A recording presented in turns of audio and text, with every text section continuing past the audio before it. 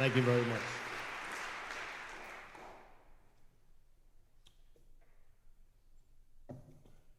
This is not the place where most composers have to stand. We're usually sitting there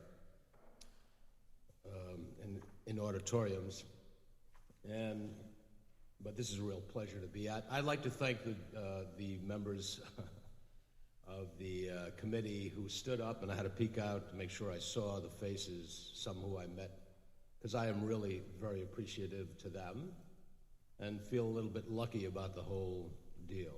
And as I've been saying,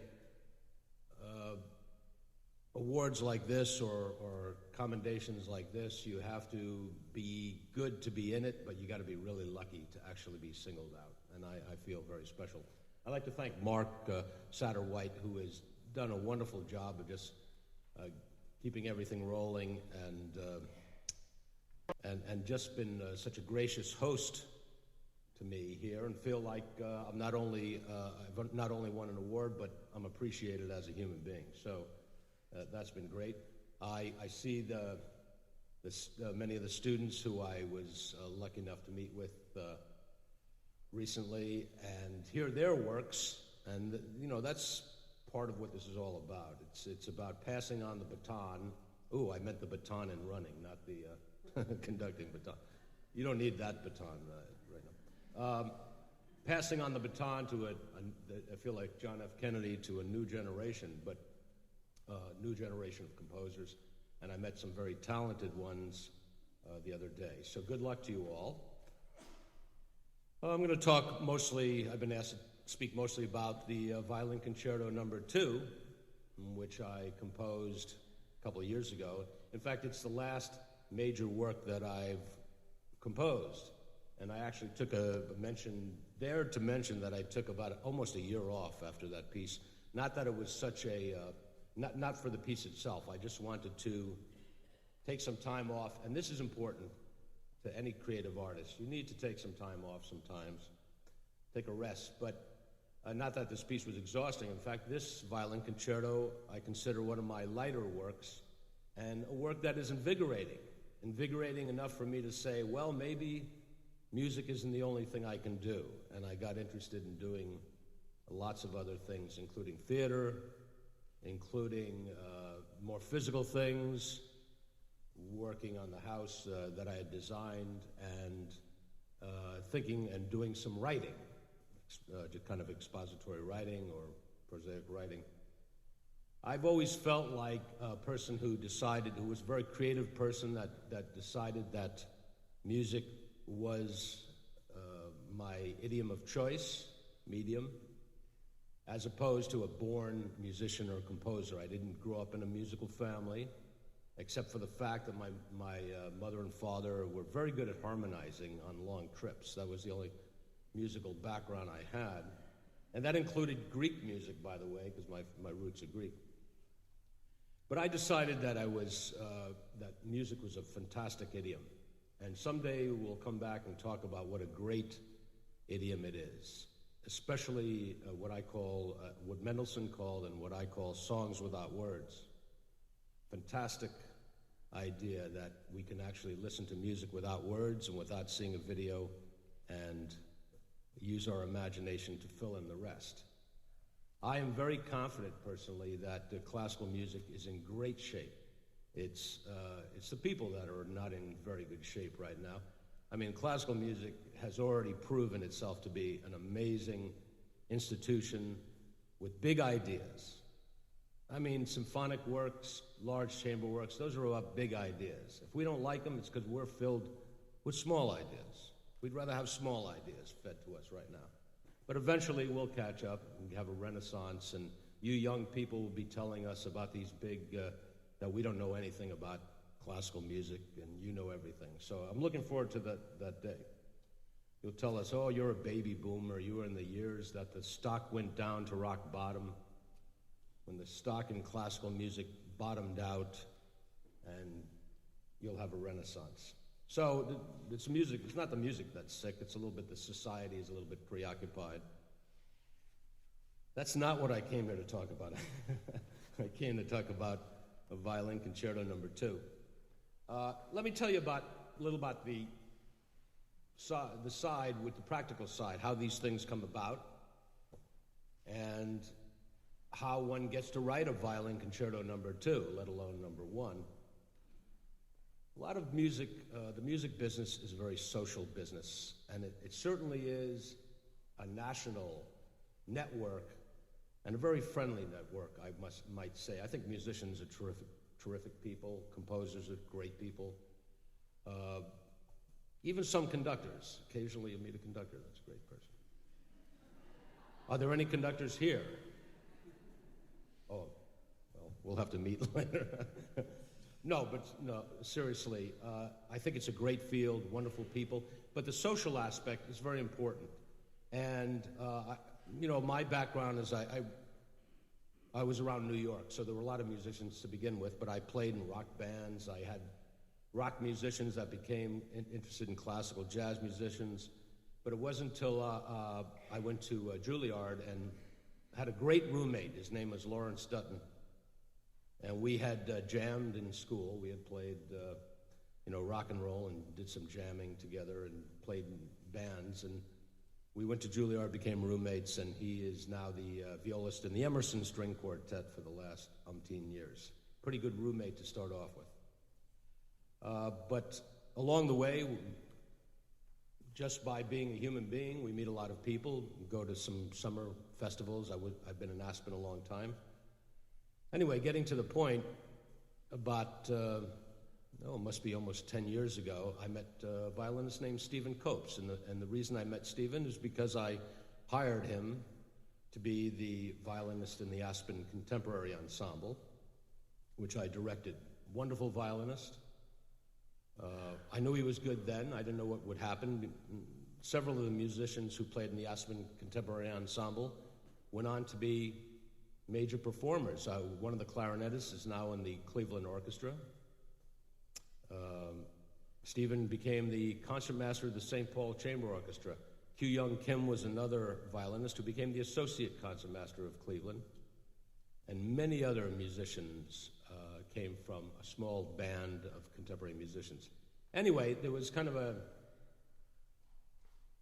bit of payback time. Stephen was only out 1 year, but he became the concertmaster, and he had known my music, and he asked me, he said, if I could get a commission from the St. Paul, would you write me a concerto? Of course, I said yes. It's a great organization. And lo and behold, he got a couple of donors came forward. 2 families decided to commission a work. They didn't know too much about me, but they heard some music and said, yeah, let's try it. So that's basically the way the work came out. So it was by human contact.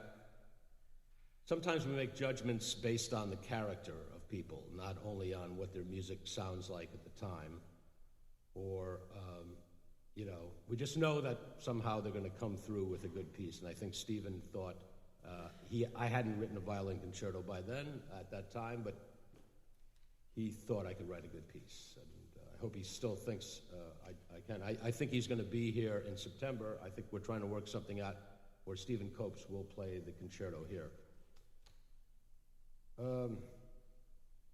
I thought I would talk a little about where I came from aesthetically, where the background for what I do comes from, who I picked out historically, who I felt I had an affinity for, and it's no great shakes to say, Bach, Bach was good. I had an affinity for Bach.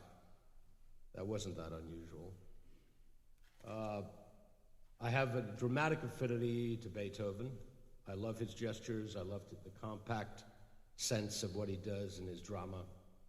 I love his obstinacy. I love his wanting to get things right, but get them the way he wants. My sketches look a lot more like Beethoven's than they do Mozart or Bach, I can tell you that. Everything's scratched out. There's what ends up to be 1 page of music was probably 15 pages of music, that very ugly looking pages. Then after Beethoven, I kind of skipped to, maybe early Schoenberg and Debussy around the turn of the 19th century, or the 20th century, actually. Those miraculous years of maybe 1905 to 1910 when these amazing works were being written, before Schoenberg discovered the 12-tone system, and after, maybe 10 years after Debussy wrote the most amazing work of originality, the Prelude to the Afternoon of a Faun, which still boggles the mind, knowing that Debussy wrote that in 1894, I think. That's just amazing. So those are kind of my influences. Now it comes to, and I should mention my background was I did write a lot of orchestral music. I wrote a lot of chamber music. I basically wrote a lot of music, and that's important too for a composer. I probably averaged an hour of music a year for many years, and maybe that's why I ended up taking a year off to get a little rejuvenated, refreshed. And I might mention now that the Grawemeyer is something that, while I fully intended to come back to music, it's something that inspired me and made me rededicate myself to the task. You shouldn't depend on an award for that, of course, but I think artists have to rededicate themselves every day. Every day you wake up. It's a tough job. It doesn't look tough, but it's a rough job, and there's a lot of detail, there's a lot of downtime in the job. So you have to rededicate your inspiration almost, or rededicate yourself to working, harnessing your inspiration. The Grawemeyer helps me realize that maybe there's a few people that thought that was a good idea for me to continue to do. So I'll probably mention something like that within the 2-minute thank you speech tonight. Now, as for the job itself, I've always been interested in architecture. I think of architecture as a parallel universe, but not like my Cretan Greek colleague Giannis Xenakis, who actually wrote pieces in the shape of a building, or vice versa, used the plans for a building and a piece of music. I stay away from architecture, and it's a metaphor. It's not, or they're parallel metaphors. But I consider when I'm asked to write a piece that it's I've got to build a building, and the building is music. And there are different types of buildings. There's a building that looks like a string quartet. There's a building that's a piano work. There's a building that a big piano concerto that I'm doing now. That's a big building. This concerto was interesting in that it was my second violin concerto, and it was for a specific group, the St. Paul Chamber Orchestra, which is a small chamber orchestra, winds in single winds. It's got a trumpet, trombone, French horn. I added harp, celesta, piano, because I wanted as you'll hear some examples, I wanted tinkly objects to fill space up with. But if I think about this building, it's not a large building, this violin concerto. It was a small I guess if there could be a chamber building, it was a chamber building. It was maybe a building, very delicate, made of glass, lots of air, windows you could open. I think of the chamber orchestra, and I think of that group particularly because they're so crystalline in a way. If you hear the St. Paul Chamber Orchestra, it's such a delicate sound. When they do Mozart, a little like Orpheus or some of the very fine chamber orchestras, there's a delicacy about their sound, and yet you want things to open up and get dynamic at times, and they can do that too. But I also kept in mind that St. Paul Chamber Orchestra is as close to a democratic organization as we have in this country.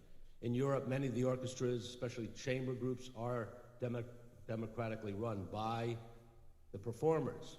We don't quite have that. Orpheus does that. St. Luke's has a lot of that in New York. But St. Paul is governed by a board of their musicians. But it's more than just a political situation. It's a musical situation.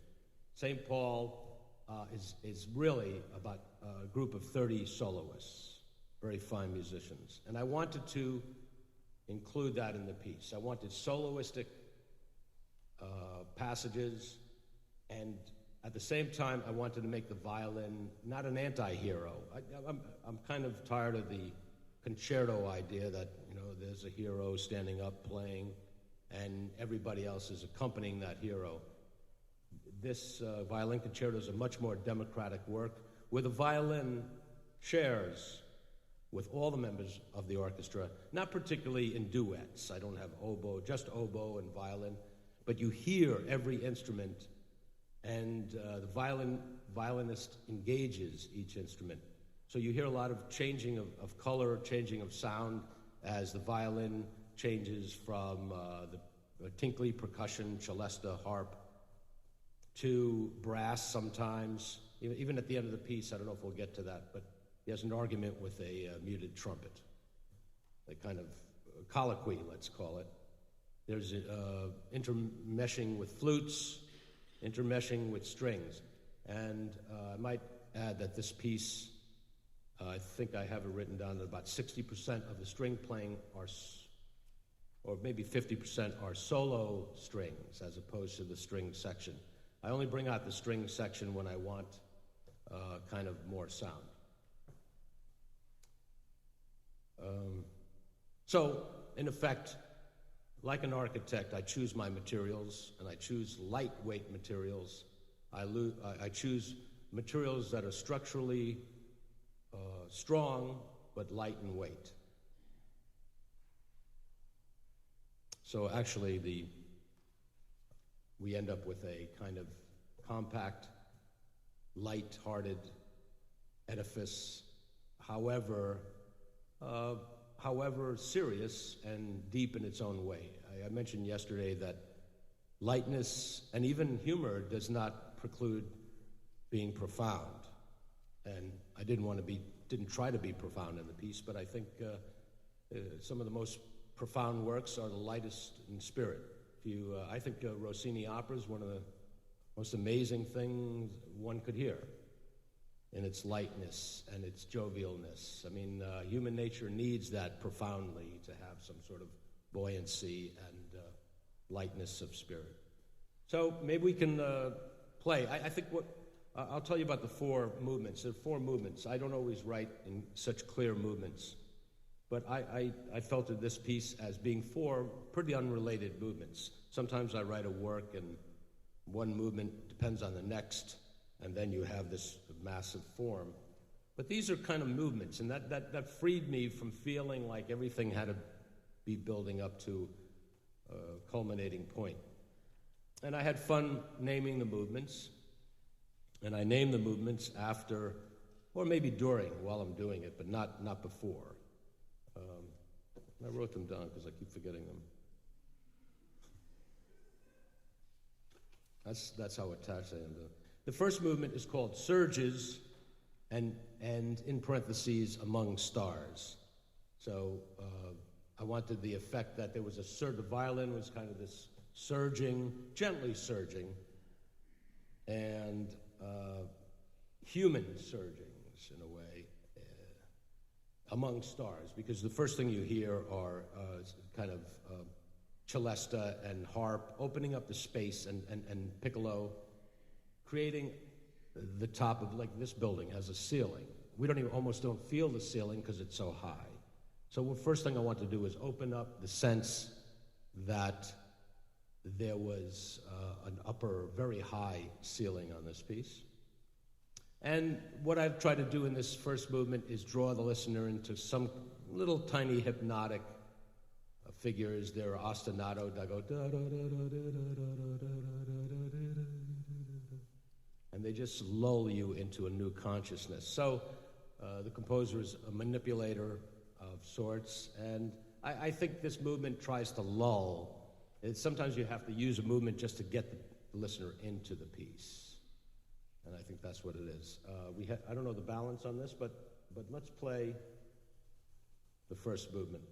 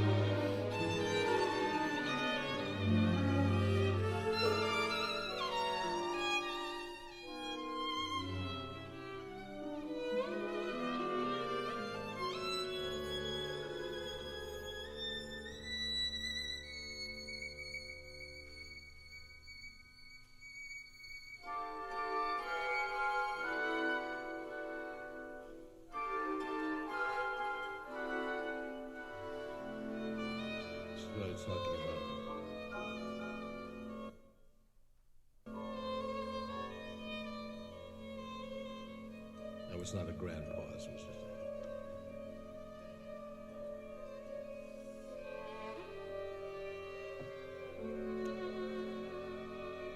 background. I'm going to talk a little bit through it. That sort of ostinato goes through subliminally.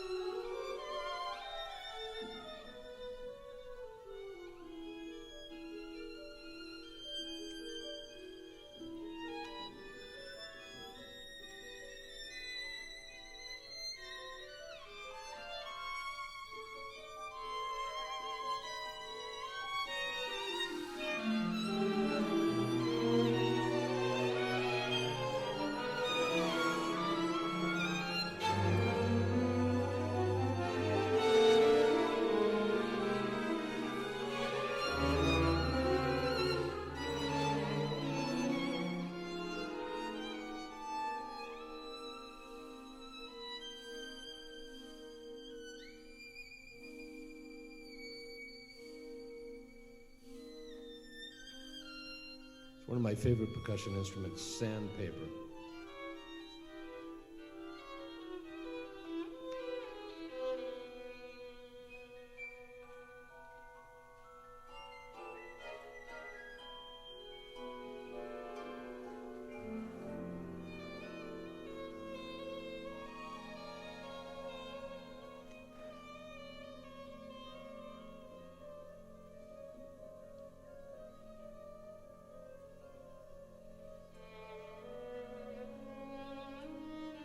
I love scales.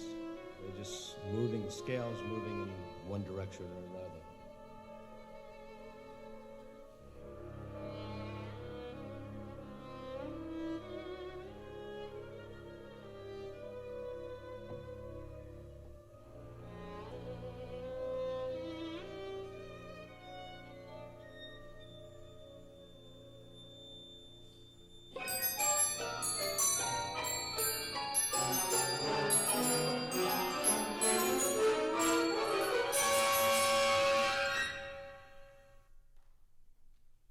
Actually, in this, when you hear it here, it's nothing like what you hear live with the trombones blasting, that period at the end of a soft movement, as if to say, this is only the beginning. And, you know, it's always hard to end pieces loud for me. I mean, you never know what chord or note to end on, so it's a problem. So this one just, as I was mentioning yesterday, some of my music just goes off and disappears because I can't figure out what note to end on, so it sounds like it just ends, evaporates somehow. I don't know if we'll get let me know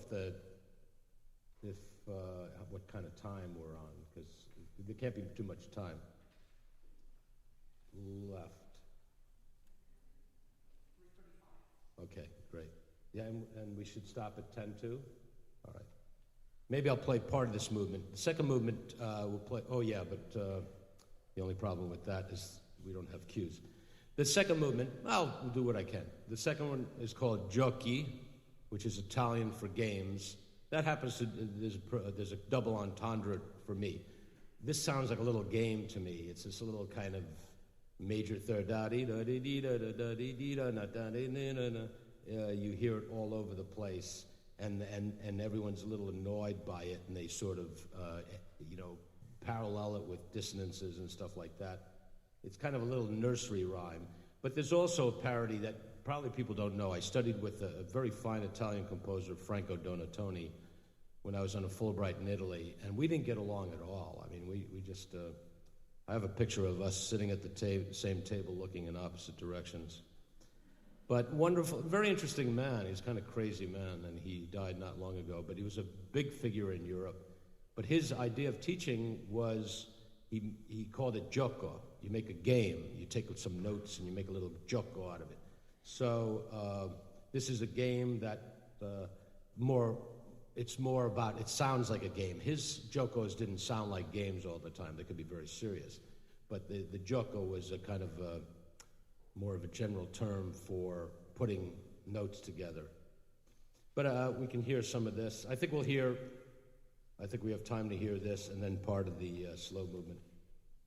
What else can I say about this? Yeah, I'll give a signal.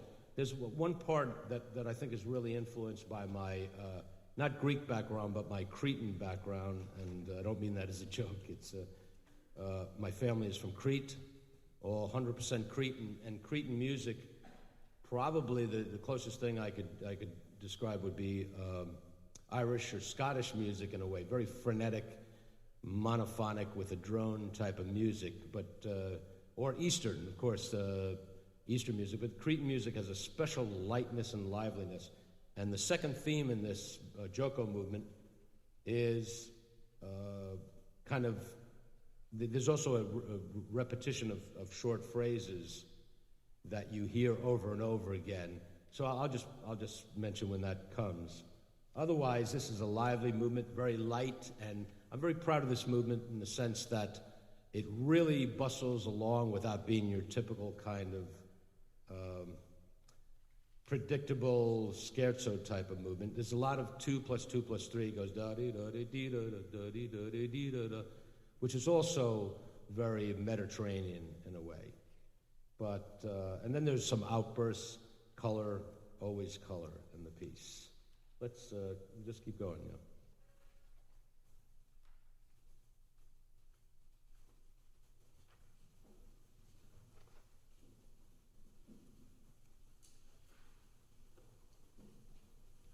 Live performance.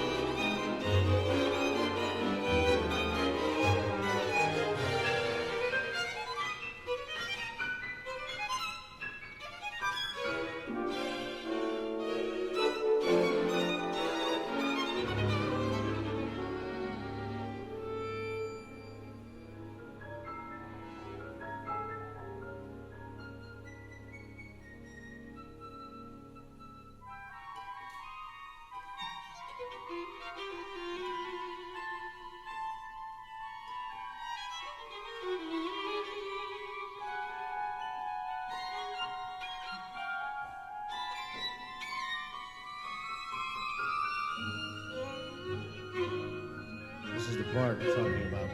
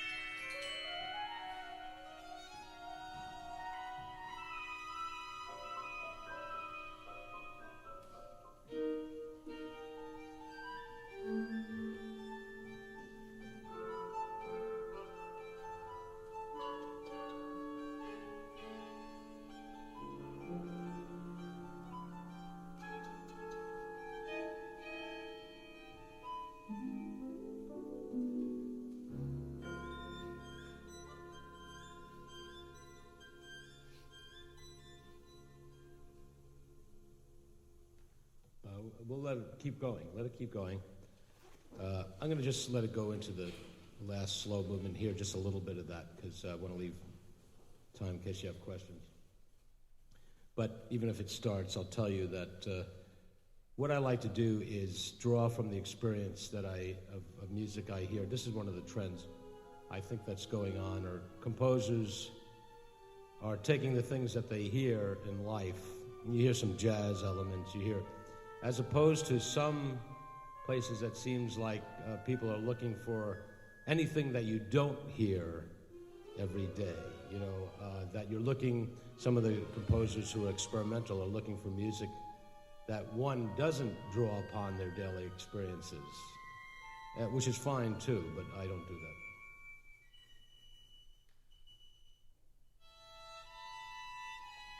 Not that you would hear some of this music wherever you go, but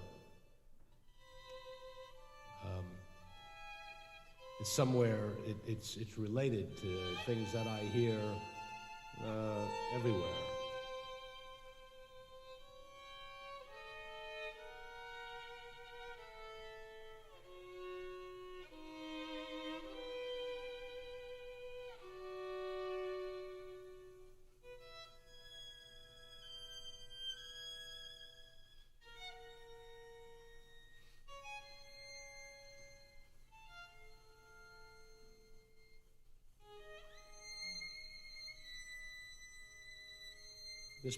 This movement is called cavatina, or in parentheses, heart.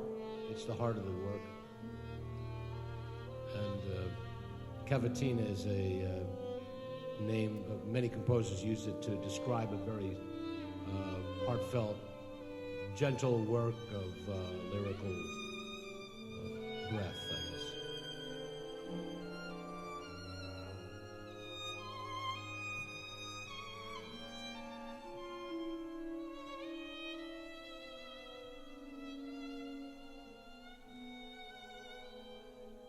Again, just scales.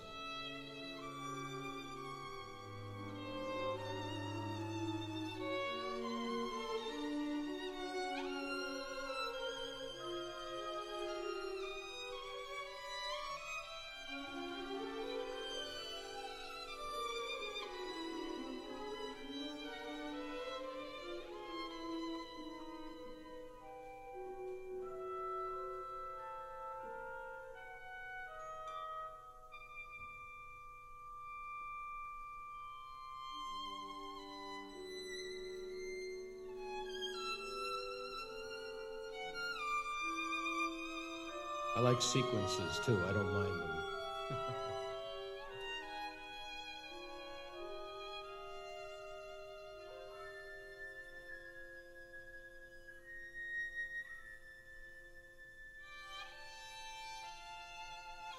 I like music where a 2-3 suspension sounds like a 2-3 suspension.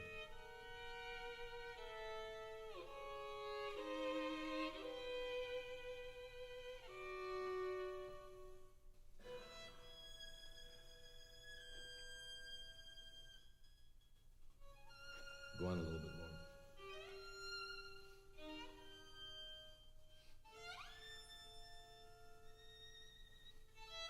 These are all major chords, but juxtaposed, they give a kind of interesting tonality in themselves, but they're just major chords that the violinist breaks up.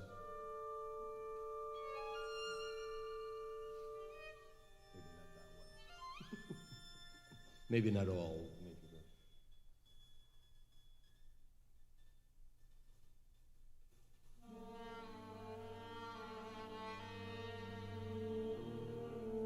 Here the violinist shares with the horn. They intertwine.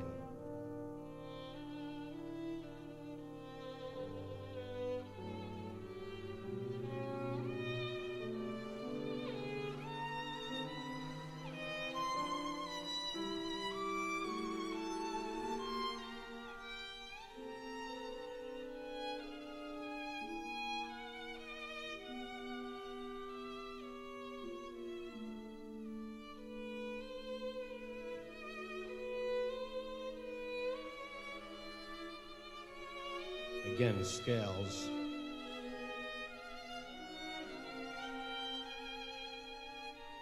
I guess what it is in my music, scale up means it means the same thing as it means in any music. Things are rising.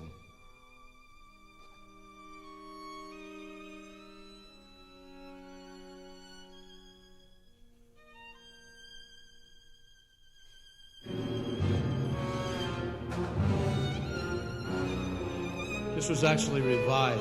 You'll hear 9 measures extra.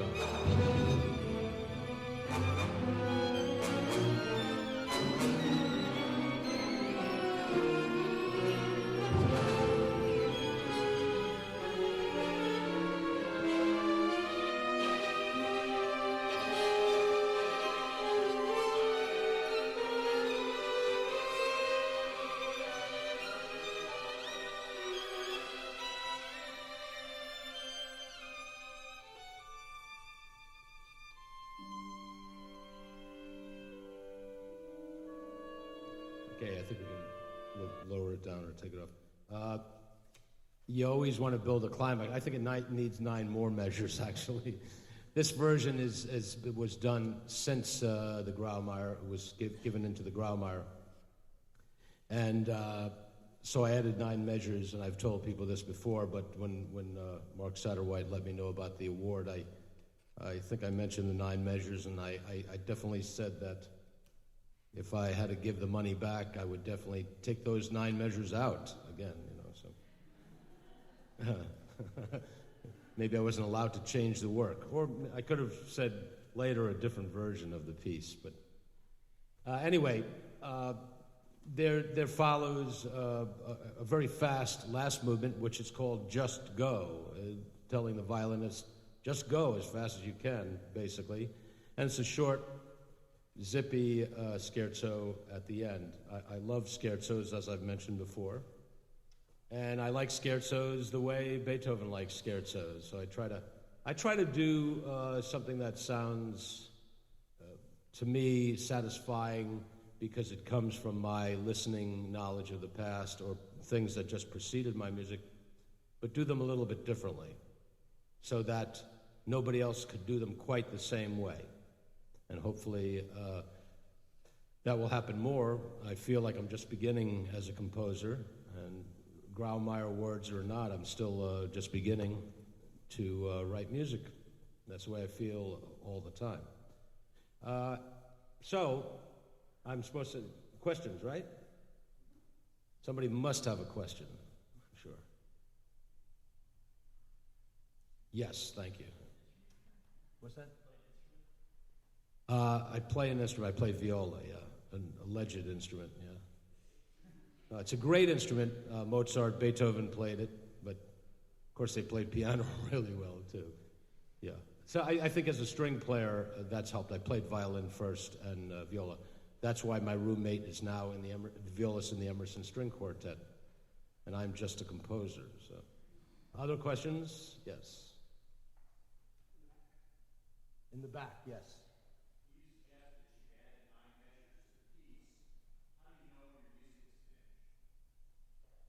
You mean the first time around?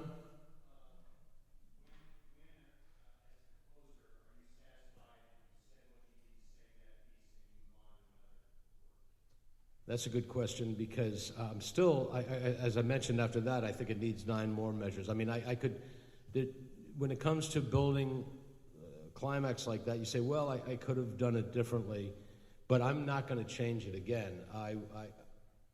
I think it's always ... You know, every work ends with a ... to be continued. And it's hard to have it.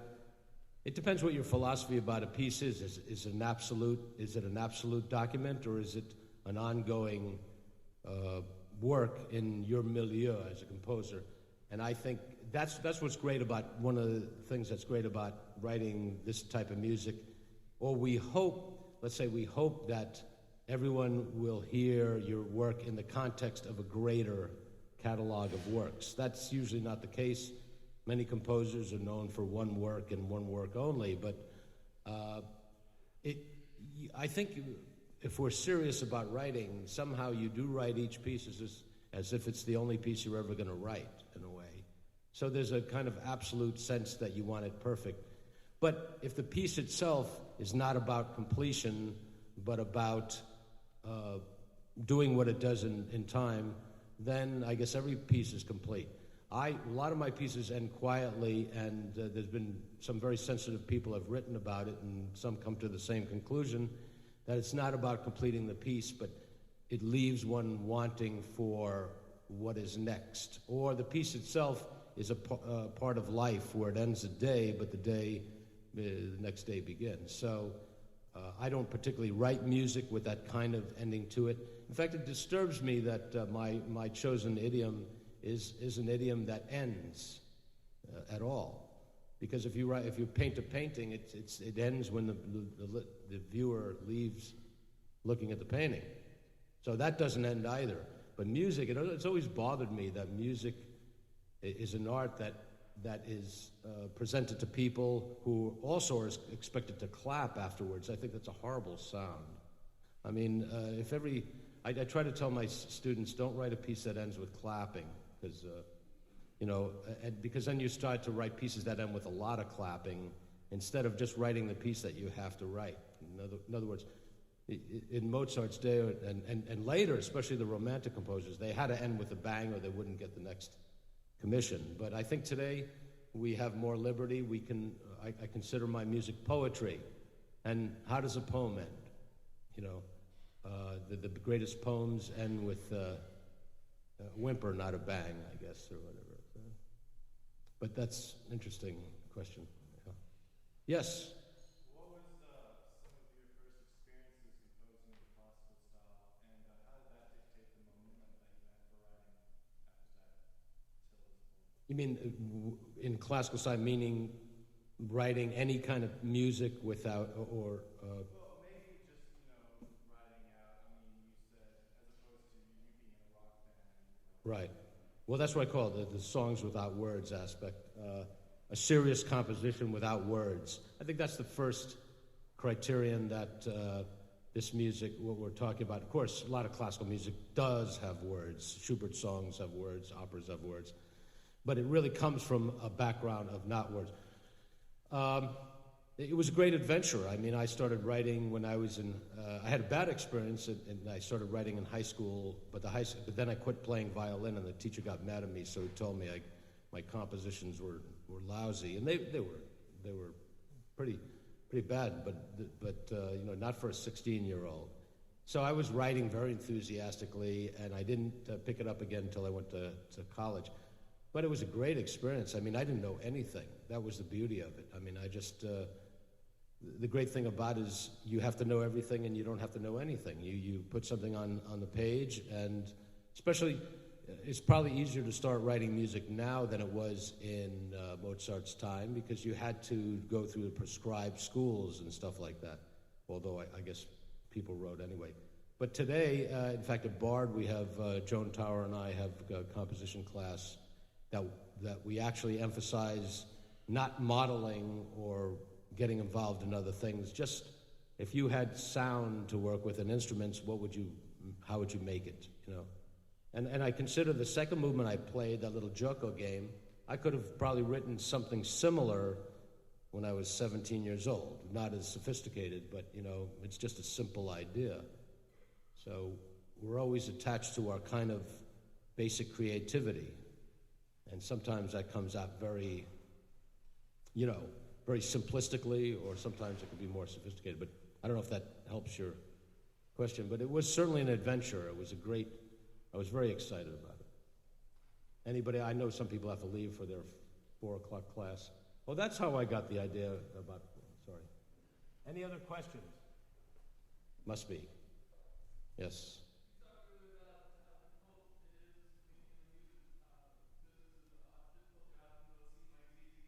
No, I don't mean the business. I mean writing music. Yeah.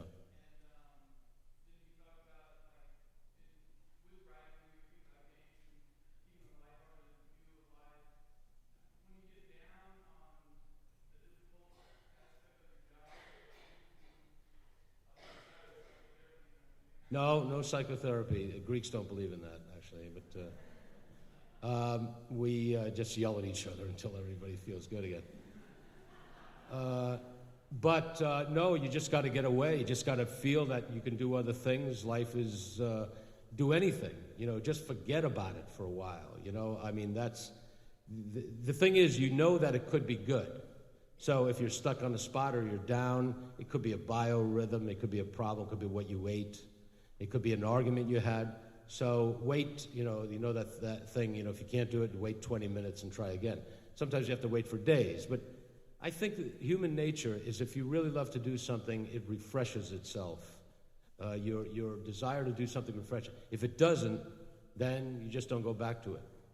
But you have faith. You always, no matter how bad it is, you say, well, I'm in a bad mood. I'll just wait, and try it again. So, and then, you sleep on it. Sometimes if I have a problem that day, or if it's just a one-day thing, I'll sort of meditate, relax, and the solution of the thing that I could not figure out presents itself, probably somewhere in the subconscious. So even the subconscious could take care of that problem that you have. It's so much work. But resting the body helps, resting the body and mind. So you could do something frivolous. That always helps. Yes?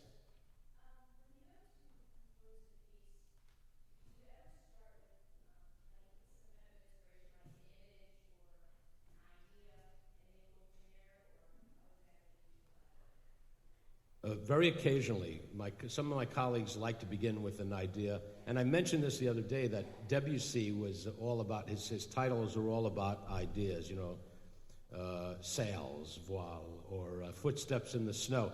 But it turns out that Debussy made most of those titles after he wrote the pieces. So I guess there's a general, I think like Debussy in the fact that music itself is an image to me. So the musical idea has character, if these movements were dogs, there'd be 4 different types of dogs. One would be a collie and one would be a little schnauzer, maybe the second movement, a schnauzer. But I think thinking in terms of those abstractions and personifying your abstractions, if you're a composer, sometimes an idea is not so abstract. It's a picture within music. And you actually think in musical images, and because we understand what's funny in music, we understand what things sound funny, what things sound serious. So it's already a picture there. Sometimes when I finish a piece, I feel there's a picture that I've made a picture already. And we've talked about I do have a cycle based on T.S. Eliot's, or in sympathy with T.S. Eliot's 4 quartets, a poem, and that's a specific case. Or I will write a work that's based on, like I have a work called Scenes from the Apocalypse. It's pretty, there's a scene there, But most of the time it's pretty abstract, and I find a title later. Anyone else? Yes, sir. Who are some artists, not necessarily musicians or composers, but who are some artists who inspire you today, living artists, or composers, anybody? That's a good question. Boy. I don't know if artists inspire me. I'm not so big on artists, actually, of artists of any kind. I'm inspired by people, and it could be, the simple person that I see every day at a bakery or whatever, or it could be, just someone with character. I like artists and stuff like that, but their efforts inspire me too, but sometimes the artist, I guess what they do can inspire me just to show me that great things can be made, but they don't inspire me directly. That's funny, because a lot of people they can name special people who inspire, but it could be an athlete or some inspirational person, but not artist particularly. Yes. You said that you're not very experimental, but how would you define the use of the abstract and the use of the experimental as it relates to your music? You said that you think abstractly, but you're not experimental. How would you Right. define the two in your music? Well, I'm not experimental with capital E, but I'm experimental within my own music, and it's an experiment of nuance. We always experiment, and that begs the question about what originality is. Originality is not always trying to do something so different. What it is trying to do something, as I said yesterday, specifically the way you would do it. So my experimentation comes with, let's try this, but it's usually within something that I know, but every note I write is an experiment in a way, and yet it's not experimental. So there were composers that experimental means don't do what was done before, let's try something completely different, something that sounds completely different, where the premise, the basis is completely different. My experimentation, as I said at the beginning, is one of nuance, of doing it slightly differently. And composers of Benjamin Britten's a good example of that, Samuel Barber. They're not trying to change the world, they're just trying to move things to make it sound like theirs. So it's a bit experimental. Yeah. Yeah, you talked about putting in a lot of references, especially with Greek music and everyday things. How important do you think it is for a listener to comprehend those in order to understand the work as a whole? I don't think they have to understand them at all. Actually, the Cretan music is not a reference, it's an outgrowth. I mean, it's something that's in my genes, and I make a note of it later and say, ooh, isn't that cute? The whole Greek thing came out there. I wouldn't put it in at the beginning. In other words, you are what you eat. And after you create something, you can sit back. So I analyze my music after I've written it. It's basically intuitive. And then I'll say, oh, I know where that came from. Or else my friends will say, yeah, I know where that music came from. You stole it from somebody else. So sometimes that happens, or it's very close. But I don't think if you explain what you're doing, you're re-explaining something that came from something else. So you have to explain it whether they know it or not. I know that in some circles, particularly in European circles, there's a lot of concept behind the art. And sometimes the brochures are more interesting than the work itself. You've got to have a glossy brochure and to have the concept explained. And that's true here, too. I shouldn't pick on the Europeans.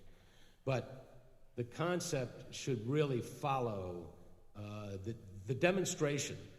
The vacuum cleaner that you would demonstrate to sell it, that's your art. You shouldn't have to read a booklet about it. You give a demonstration and say, it picks up dirt. It's great. It runs, it does this, it does that. In the demo, your art is the demo. So, your mark is getting up there. I bet you are not. One more question or comment from someone? Yes. Okay.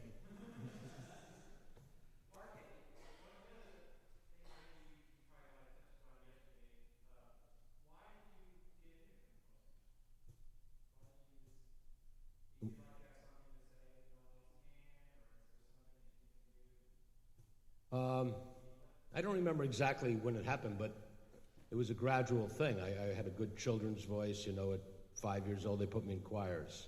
At 7 they handed me a violin, and they kept telling me I was good at it.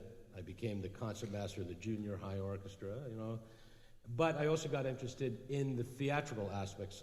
My entryway into, music without words, let's say, it was musical theater. I actually was in drama too, so I loved, the shows like My Fair Lady, Oklahoma, Carousel. I love Richard Rodgers, fantastic, one of our greatest composers. But after a while, I kind of liked the overtures more than the singing part. I said, wow, the overture, the violins are playing so fast. The beginning of Oklahoma is a great overture, or in the dance pieces. And I was talking to Don Major about that, so that maybe I'm contradicting myself by saying that, the theatrical elements don't help us hear music abstractly, but in that case, it did. And it just came, I guess I liked it. I liked playing in bands, but at the beginning, there was more of a social thing about it, too. I could tell you the exact moment, though, I decided to be a composer. In 1 week, I think I was about 17, I heard Beethoven Opus 135 string quartet and the Rite of Spring in the same week. And I just said, yeah, I'd like to do that, you know. And I think I didn't even know who Stravinsky was. You know, I thought he was some Polish jazz composer, you know, or something. Wow, Stravinsky, that's pretty neat. But I knew I wanted to do that. It was kind of cool. But to hear those two disparate pieces in a way, or maybe they're not so disparate, was inspiring and very powerful musical experience. But to me, it was also a physical experience. I remember lying on the floor between these big speakers and hearing the boom when the bass drum hits in Firebird. You know, that boom, and I said, wow, all you got to do is write one little dot with two F's and you get boom, you know. It's a great idiom. You write a really high note for the piccolo, write two P's, and what do you get? Almost nothing. So it was interesting. Okay, well, I guess that's it. We've got to wrap it up, but thank you very much. It's been a pleasure to be here.